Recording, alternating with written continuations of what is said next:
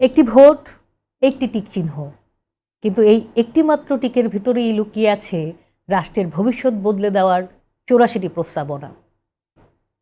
আগামী 12ই ফেব্রুয়ারি শুধু জাতীয় সংসদ নির্বাচনই নয়, একই সঙ্গে গণভোটও অনুষ্ঠিত হবে, যেখানে নির্ধারিত হবে বাংলাদেশের সংবিধান নতুন করে লেখা হবে কিনা, ক্ষমতার কাঠামো কতটা বদলাবে, কিংবা রাষ্ট্র পরিচালনার দিক নির্দেশনাই বা কী হবে। কিন্তু প্রশ্ন হলো, এই একটি মাত্র হ্যাঁ বা না দিয়ে আমরা ঠিক কিসের সম্মতি দিচ্ছি? এই গণভোটে কার লাভ, কার ক্ষতি, ইতিহাসই বা আমাদেরকে কি সতর্কবার্তা দিচ্ছে? এসব নিয়েই বাংলা নিউজ অ্যানালাইসিসের আজকের পর্বে আপনাদের সঙ্গে আছি আমি, সিফাত বিনতে ওয়াহিদ।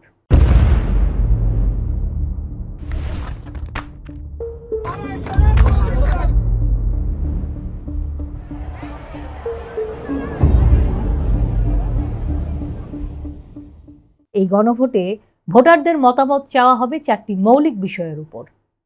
এর মধ্যে আছে নির্বাচনকালীন তত্ত্বাবধায়ক সরকার, নির্বাচন কমিশন এবং সাংবিধানিক প্রতিষ্ঠানগুলো জুলাই সনদে বর্ণিত প্রক্রিয়ায় গঠন করা, দ্বিকক্ষ বিশিষ্ট সংসদ যেখানে দলগুলোর প্রাপ্ত ভোটের অনুপাতে 100 সদস্যের একটি উচ্চকক্ষ গঠিত হবে এবং সংবিধান সংশোধনে লাগবে এই উচ্চকক্ষের সংখ্যাগরিষ্ঠ সদস্যদের অনুমোদন।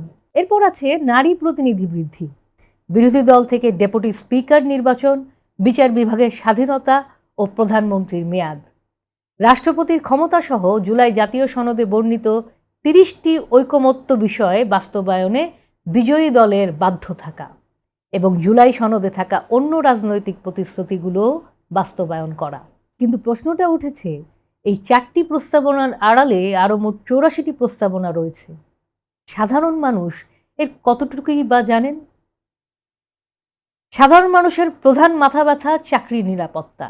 তারা জানতে চান বাজারের দ্রব্যমূল্যের সঙ্গে লড়াই করে কবে তারা একটু স্বস্তিতে বাঁচতে পারবে, ব্যাংকে রাখা তাদের আমানতই বা কতটুকু নিরাপদে আছে, দিন শেষে তারা জানমালের নিরাপত্তা নিয়ে নিশ্চিন্তে ঘুমাতে পারবেন তো?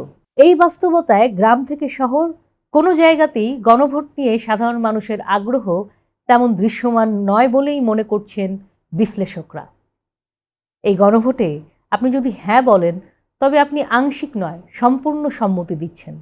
এর অর্থ সংবিধানের মূলনীতি থেকে ধর্মনিরপেক্ষতা বাদ দিয়ে ধর্মীয় স্বাধীনতা ও সম্প্রীতি যুক্ত করার বিষয়টিও আপনাকে মেনে নিতে হবে। আপনি যদি একটি পয়েন্টেও দ্বিমত পোষণ করেন, তবুও আলাদা করে না বলার সুযোগ নেই। হয় সবটাতেই হ্যাঁ, নতুবা সবটাতেই না। অন্তর্বর্তী সরকারের উপদেষ্টা পরিষদ ইতিমধ্যেই হ্যাঁ ভোটের পক্ষে প্রচারণা চালিয়েছেন। প্রধান উপদেষ্টা প্রফেসর ডক্টর মোহাম্মদ ইউনূস এক ভাষণে বলেছেন, হ্যাঁ ভোট দিলে বৈষম্য ও শোষণমুক্ত নতুন বাংলাদেশের দরজা খুলবে। রাজনৈতিক দলগুলোর মধ্যে বাংলাদেশ জামায়াতে ইসলামী ও জাতীয় নাগরিক পার্টি শুরু থেকেই হ্যাঁ ভোটের পক্ষে। বাংলাদেশ জাতীয়তাবাদী দল শুরুতে নীরব থাকলেও সাম্প্রতিক সময়ে দলের চেয়ারম্যান তারেক রহমান দলের নির্বাচনী জনসভায় হ্যাঁ ভোট দেওয়ার আহ্বান জানিয়েছেন। তবে সংবিধান বিশেষজ্ঞ ডক্টর শাহদিন মালিক এই গণভোটকে আখ্যা দিয়েছেন ইতিহাসের সবচেয়ে হাস্যকর গণভোট হিসেবে। অন্তর্বর্তীকালীন সরকার বলছে এই গণভোটেই ফ্যাসিবাদ ঠেকানোর চাবিকাঠি। কিন্তু প্রশ্ন উঠছে, ফ্যাসিবাদ ঠেকাবে কোন কাঠামো? আর সেই কাঠামো আমরা কতটা বুঝে হ্যাঁ বা নাতে টিকচিহ্ন দিতে যাচ্ছি? ধরুন আপনাকে একটি ঘরের চাবি দেওয়া হলো, বলা হলো এই চাবি ঘোরালেই ঘরের ভেতরের 84টি জিনিস বদলে যাবে। কিছু পরিবর্তন আপনার পছন্দ, কিছু একেবারেই না। কিন্তু সমস্যা হলো আপনি বেছে নিতে পারবেন না। আপনাকে সব বদল মেনে নিতে হবে, নতুবা সব প্রত্যাখ্যান করতে হবে। এই গণভোট অনেকটা ঠিক তেমনই। বাংলাদেশে এখন পর্যন্ত 3বার গণভোট অনুষ্ঠিত হয়েছে।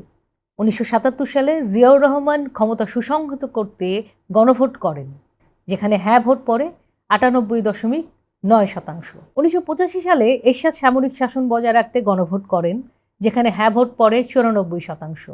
1991 সালের গণভোট ছিল কিছুটা ব্যতিক্রম। সেই গণভোটে রাষ্ট্রপতি শাসন থেকে সংসদীয় ব্যবস্থায় ফিরিয়ে আনা হয়েছিল। 91 সালের আগের গণভোট দুটির স্বচ্ছতা ও জনগণের মতামত নিয়ে প্রশ্ন উঠেছে বারবার। তাই প্রশ্ন থেকেই যায়, গণভোট যদি কেবল প্রক্রিয়াগত অনুমোদনের হাতিয়ার হয়, তবে তা গণতন্ত্রকে কতটা শক্তিশালী করবে? সরকার বলছে দেশের চাবি জনগণের হাতে, কিন্তু জনগণ যদি এই প্রস্তাব প্রত্যাখ্যান করে? আপনি কি 84টি প্রস্তাবনা সম্পর্কে বিস্তারিত জানেন? আপনি কি পুরোটা বুঝে হ্যাঁ বা না ভোট দিতে যাচ্ছেন? বিশ্লেষকরা বলছেন, ভাবুন, জানুন, তারপর সিদ্ধান্ত নিন। বিচক্ষণ সিদ্ধান্তই একজন সচেতন নাগরিকের পরিচয়।